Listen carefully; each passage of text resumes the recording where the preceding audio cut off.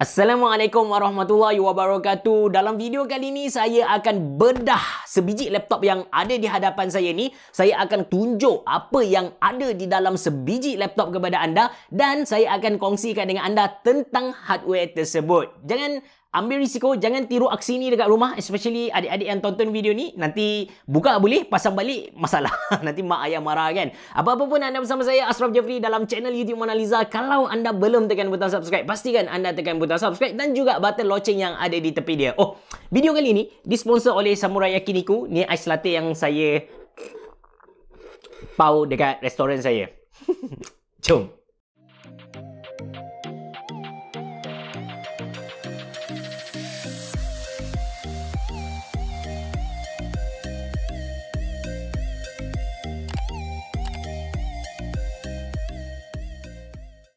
Okey, laptop Acer yang ada di hadapan saya ni condition dia memang dah, kita cakap barai, dah tak boleh nak on, memang masalah. Dia punya motherboard masalah, dia punya bateri pun masalah.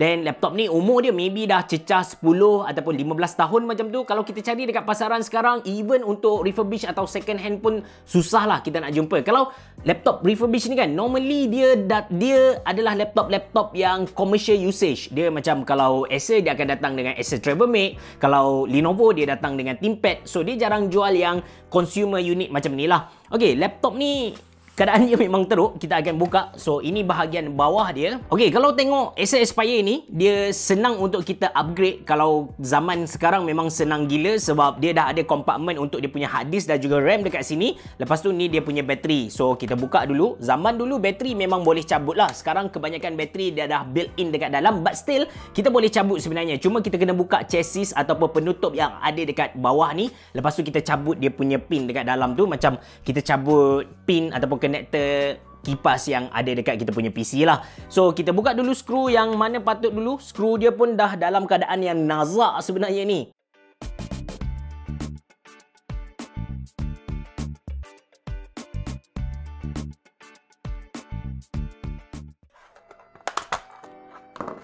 Okey, kita dah buka kompartmen ni. Dan sekarang dekat sini kita boleh nampak yang ni kita panggil dia sebagai Wi-Fi card. Lepas tu ni ialah tempat RAM. So RAM ni untuk buka dia senang saja, kita just buka pengepit yang ada dekat situ dan dia akan naik ke atas macam ni lah. Dan RAM ni kalau kita perhatikan dia ada kawasan yang panjang. So ini kawasan yang panjang, ini kawasan yang pendek lah. Dan kita lagakan dengan dia punya slot kalau kita nak tambah RAM. So kalau tengok dekat sini dia punya chipset tu ada 8 dan belakang dia ada 8, so 16. Saya pernah belajar dengan seseorang dekat Lauyak, dia ajar kalau kita nak upgrade kepada customer, kalau RAM jenis 16 chipset macam ni, kita boleh kata dekat dia RAM HD. Kalau RAM yang 4 chipset, kita kata tu RAM biasa sajalah. So RAM HD performance dia lagi bagus. Tu yang dia ajar kepada saya pada tahun 2014 lah. Dan benda tu sebenarnya tak wujud pun. Kalau speed untuk RAM ada, dia punya CL semua tu memang ada, tapi RAM HD, RAM Full HD memang tak wujud lah sebenarnya. So ini RAM. Lepas tu, ini ialah hard disk. Kita buka dulu. Ini dia punya Wi-Fi card. Kita buka dia punya Wi-Fi card. So, tarik je macam ni. Dia punya antena. Dan dia ada satu skru. Sama juga. So, Wi-Fi card dia datang dalam bentuk PCIe macam ni. Dia ada slot yang kaki dia pendek. Lepas tu, ada slot juga untuk kaki yang panjang lah. Kemudian, untuk dia punya hard disk. So, ini ialah SATA hard disk.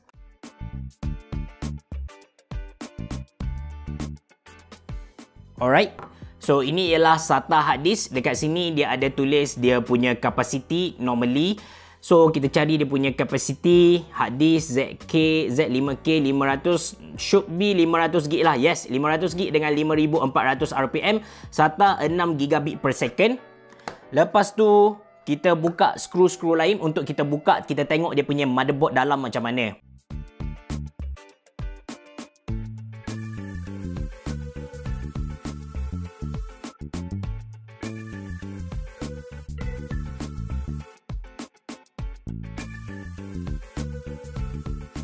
Okey, untuk slot skru ni kan, ini yang pegang DVD. So bila kita dah buka, kita boleh tarik DVD keluar lah. Dan DVD ni lah yang kita akan masukkan KD.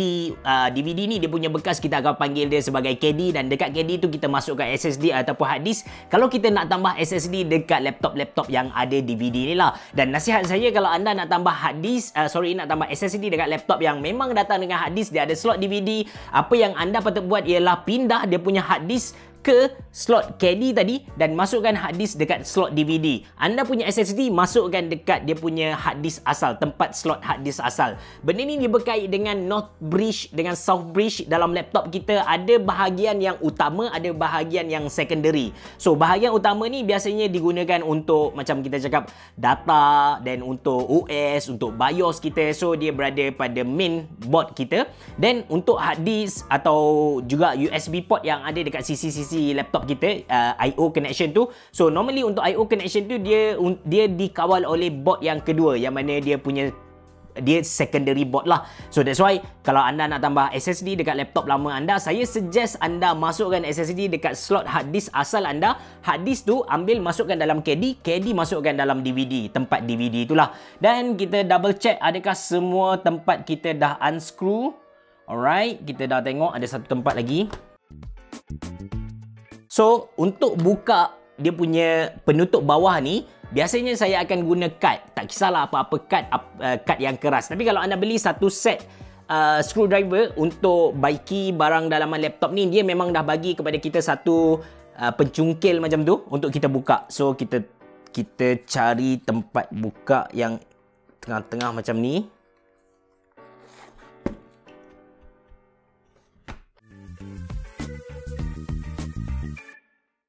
Okey, untuk Acer model ni kan, kita kena buka dia punya keyboard untuk kita cabut bahagian bottom dia. So, dekat keyboard ni, sebenarnya kita boleh nampak macam ada pencangkuk macam tu. So, kita tolak pencangkuk tu kat tepi, kita boleh tarik lah keyboard dia keluar.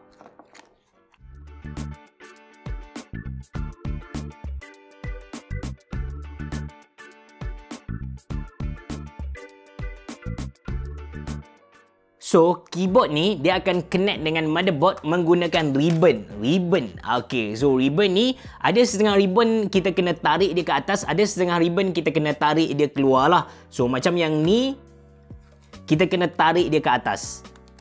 So, dia akan tercabut lah. So, dekat sini, ni ialah keyboard untuk laptop. So, dia connect, sekali lagi, dia connect menggunakan ribbon yang ada dekat sini lah. Okay, kita tolak tepi dulu. Dan anda boleh nampak ada beberapa skru yang pegang bahagian bawah laptop ni.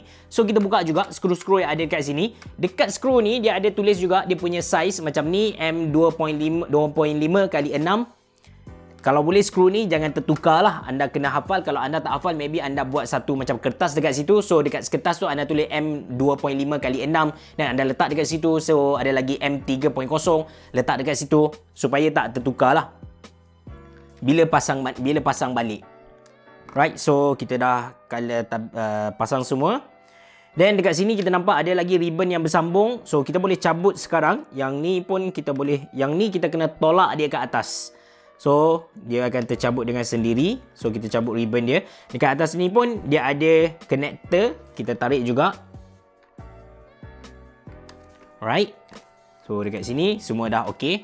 Dan sekarang, sepatutnya dia punya bahagian bawah tu dah pun boleh dicabut lah.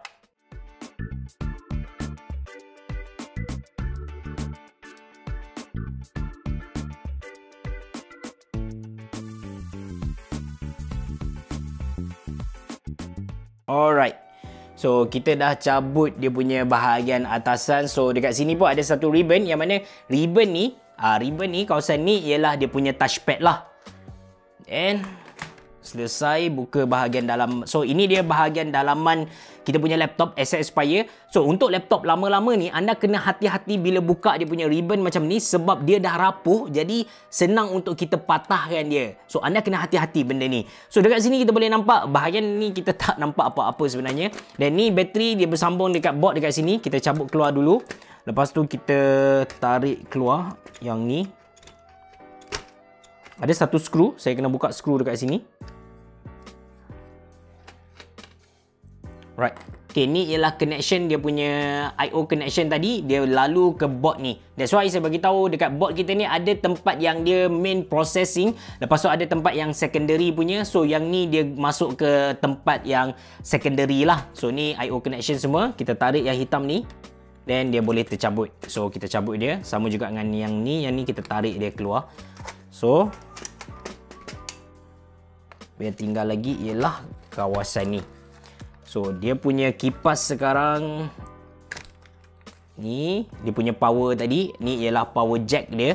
Lepas tu apa yang sangkut lagi ialah skrin dia dekat sini. Kita tarik yang biru ni ke atas, so dia boleh cabut lah. So sekarang ini ialah total motherboard untuk laptop ni. So kita tengok dulu motherboard dia. Skrin kita biar, tak apa, tak ada masalah. Sebab ni ialah laptop yang dah lama. Saya tak pasti apa lagi yang berfungsi dekat dia. Nanti kita tengok satu persatu. So ni ialah kipas. Dalam kipas ni lah yang ada debu yang kita kena cuci. So ni ialah dia punya heat pipe. So heat pipe ni dia pergi, satu dia akan pergi ke kita punya graphic card kalau ada graphic card. Satu lagi dia akan pergi ke kita punya processor.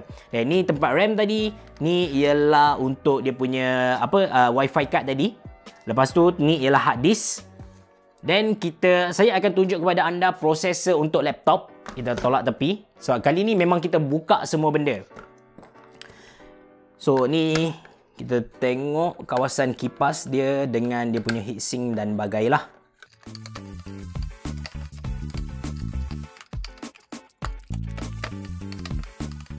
Alright, so kita dah cabut. So ini dia punya chipset ataupun prosesor yang ada dekat laptop ni. Normally ni ialah graphic card.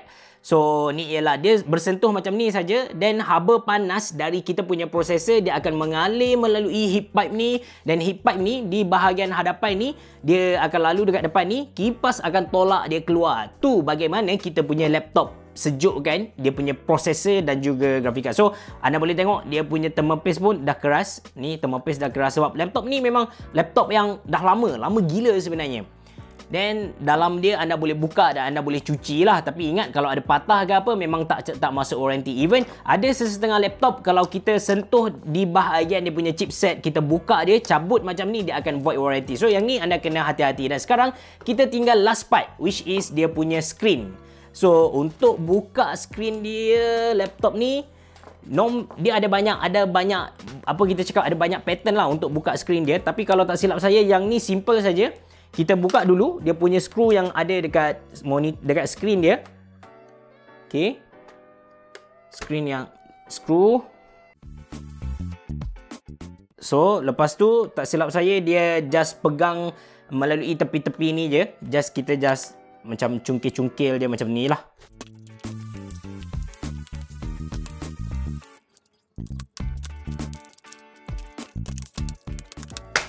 Right, so kita dah buka ke bahagian screen dia.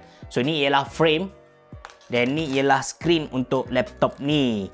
Dan ni ialah bahagian hing. Kalau bahagian ni patah, sebenarnya agak kritikal lah untuk kita. So screen dia macam ni. Kalau tak silap saya lah, kalau anda tanya saya kos dia, untuk skrin ni harga sekarang kita boleh dapat sekitar 200 hingga 300 ringgit untuk HD biasa saja. Dan kalau Full HD, 2K, 4K, harga dia makin naik lah. Lepas tu ada juga yang macam 144Hz refresh rate, so of course harga dia makin tinggi. Lepas tu untuk hadis senang saja, anda just cari yang size 2.5 inci. Harga hadis 2.5 inci dia agak mahal compare dengan harga hadis yang pakai 3.5 inci.